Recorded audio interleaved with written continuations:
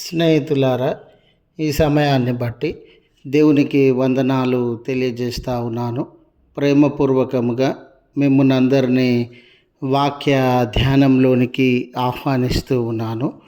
2 ఒలీవ చెట్లు అనే ఆలోచనను మీతో కూడా పంచుకోవడానికి ఇష్టపడుతూ ఉన్నాను కనుక దేవుని యొక్క వాక్యమును మీరు ముగింపు వరకు ఆలకించాలని మీ కుటుంబ సభ్యులతోనూ తోటి విశ్వాసులతోనూ ఈ వీడియో షేర్ చేసుకోవాలని మీ ప్రార్థన మనవులు ఎట్టివైనను కామెంట్స్ రూపంలో కానీ ఫోన్ కాల్ ద్వారా కానీ తెలియజేయండి. నమ్మకంగా మీ కొరకు ప్రార్థిస్తాము. ఈ వీడియో మీ ఆధ్యాత్మిక జీవితంలో ఉపయోగకరంగా ఉంది అని మీకు అనిపిస్తే దయచేసి ఈ ఛానల్ను సబ్స్క్రైబ్ చేసుకునవలసినదిగా మనవి చేస్తూ ఉన్నాను. లేఖనము ప్రకటన గ్రంథము 11వ అధ్యాయము 4వ వచనము. 2 ఒలీవ చెట్లను దీప స్తంభములునై ఉన్నారు. స్నేహితులారా, ఈ రోజుల్లో సువార్తకు వ్యతిరేకంగా ఉన్నటువంటి పరిస్థితులను, సువార్తను వ్యతిరేకిస్తున్నటువంటి వ్యక్తులను మనము గమనించేటటువంటి వారంగా ఉండినాం. ఏ చోట నిలువబడి సువార్త ప్రకటించాలన్నా కూడా అనేకమైన వ్యతిరేకతలు సంభవించి దాడి చేసేటటువంటి వారు, కొట్టేటటువంటి వారు, తృణీకరించేటటువంటి వారు, వెలివేసేటటువంటి వారు. ఈ రోజుల్లో విశ్వాసులందరూ కానివ్వండి, సేవకులందరూ కానివ్వండి, భయంగా జీవిస్తూ ఉన్నటువంటి పరిస్థితులు.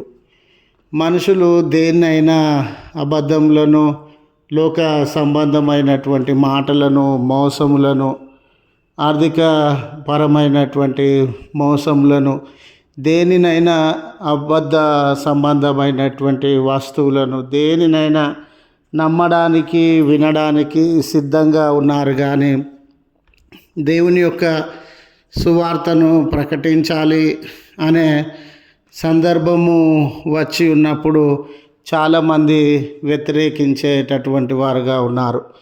ఇది ఒక సవాలు మాదిరిగా అయిందండి విశ్వాసులందరికీ లేదా సేవకులకు. ఎక్కడ ప్రకటించాలి, ఎలా ప్రకటించాలి, ఏ ధైర్యము మనకుంది, ఏ ఆదరణ మనకుంది, ఇన్ని వ్యతిరేకతల మధ్య అనే చాలామంది కృంగిపోతున్నటువంటి దినాలలో మనం ఉండినాం.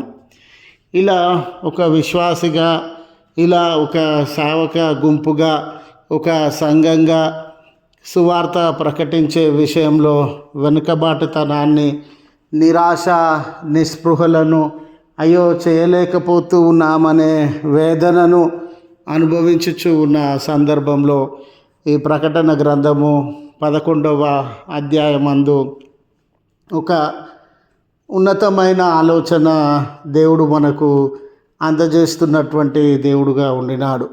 ఎన్ని శ్రమలైనా ఉండని, ఎన్ని వ్యతిరేకతలైనా ఉండని, ఎవరు వెలివేసేటటువంటి వారుగా, దాడి చేసేటటువంటి వారుగా ఉండని, సువార్త లేదా దేవుని యొక్క సాక్ష్యము ప్రకటించేటటువంటి వ్యక్తులు ఉండినారు. మరి వారిని బలపరిచేటటువంటి వారు ఎవరనంటే పరిశుద్ధాత్మ దేవుడు అని ఈ లేఖనము మనకు ఆదరణను అందించేటటువంటిదిగా ఉండింది.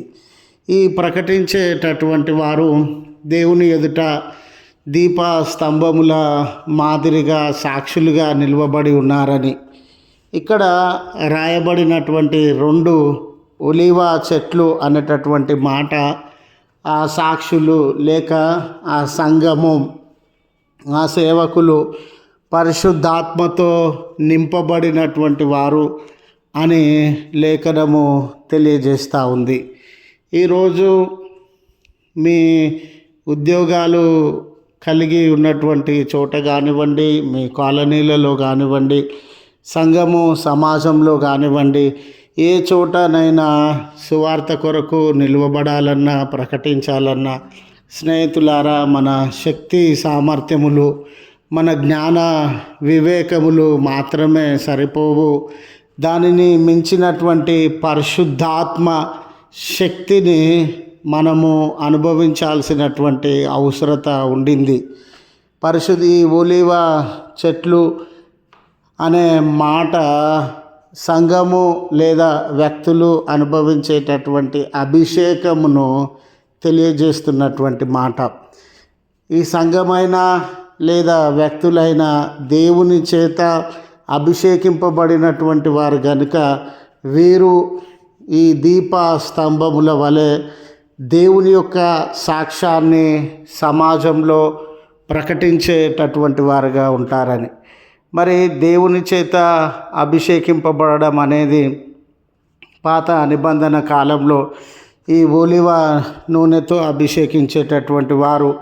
ఈ దినాలలో మనము ఒలీవ నూనెతో ఏ రీతిగా ఆ దినాలలో ప్రజలు అభిషేకింపబడినారో, సంఘము వ్యక్తులు అభిషేకింపబడినారో, ఈ దినాలలో మనము పరిశుద్ధాత్మ చేత అభిషేకింపబడాల్సినటువంటి అవసరత ఉండింది.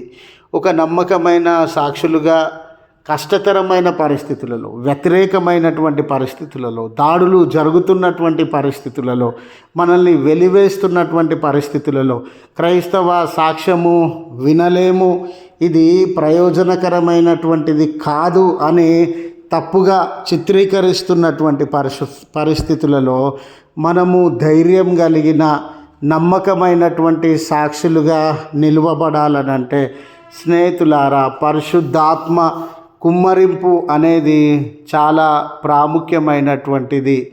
ఎందుకంటే ఇంకా సమాజము మసకబారుతూ ఉంది, సత్యానికి చోటు లేకుండా పోతూ ఉంది, మరి నీతిని తృణీకరించేటటువంటిదిగా ఉంది, రక్షణార్థమైనటువంటి మాటలను అంగీకరించలేని పరిస్థితులలో ఉంది.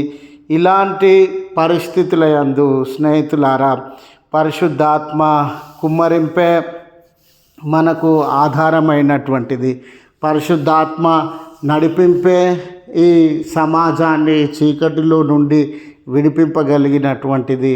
అలాంటి సందర్భంలో దేవుని సాధనాలుగా మనము ధైర్యము వహించడానికి, ముందుకు సాగడానికి, మన మీద ఉంచబడిన బాధ్యతలను నెరవేర్చడానికి పరిశుద్ధాత్మ దేవుడే మనల్ని బలపరుస్తాడని, చుట్టూ ఉన్న వ్యతిరేకతలను, చుట్టూ ఉన్నటువంటి సమస్యలను చూచి అధైర్యపడకుండా పరిశుద్ధాత్మ దేవునికి మనల్ని మనం అప్పగించుకొని ధైర్యపరచవలసినదిగా, ఆయన సాక్షిగా ఉండుటకు బలపరచవలసినదిగా ఆయనను వేడుకొనవలెనని, ఆయనకు అప్పగించుకొనవలెనని మనవి చేస్తూ ఈ మాటలను ముగిస్తూ ఉన్నాను. ప్రార్థించుదము. కృపగల తండ్రి, ఈ దినాన్ని బట్టి మీకు వందనాలయ్య. ఈ దినం మేము చేస్తూ ఉన్న ప్రయత్నాలు, పనులు, కలిసేటటువంటి వ్యక్తులు, మా చుట్టూ ఉన్న పరిసరాలు, కుటుంబములు అందరి మధ్య మా జ్ఞానానికి, మా ఆలోచనకు మించిన మీ ప్రేమ, మీ సమాధానము అనుగ్రహించి మేము ఏ చోటకు వెళ్తూ ఉన్నా, ఎవరి మధ్య మా బాధ్యతలను నెరవేరుస్తూ ఉన్న గొప్ప సమాధానంతో మమ్మను దర్శించవలసినదిగా మనవి చేస్తూ ఉన్నాం. ప్రార్థన అవసరత కలిగిన బిడ్డలను మీరు కనికరించండి అయ్యా, వారి మొరలను ఆలకించండి. మీరు కృప చూపుతారని, మీరు వారి జీవితాలలో మేలు కలుగజేస్తారని మీ వైపు తేరి చూస్తుండగా వారి బలహీనతలను, బంధకములను దూరపరిచి మీ కార్యం వారి జీవితాలలో జరిగించండి. ఈ దినపు దీవెనలతో మమ్మల్ని దర్శించండి. బర్త్డేస్ అని, వెడ్డింగ్ యానివర్సరీస్ అని మీ ఎదుట కృతజ్ఞత భావంతో నిలువబడిన బిడ్డలను దృఢపరచమని, బలపరచమని, మీ దీవెనలతో నింపుమని క్రీస్తు పేరట వేడుకొనుచు నామ తండ్రి. ఆమెన్. తండ్రి, కుమార, పరిశుద్ధాత్మ త్రియేక దేవుని దీవెన మనకు తోడై ఉండి మనలను కాపాడునుగాక. ఆమెన్.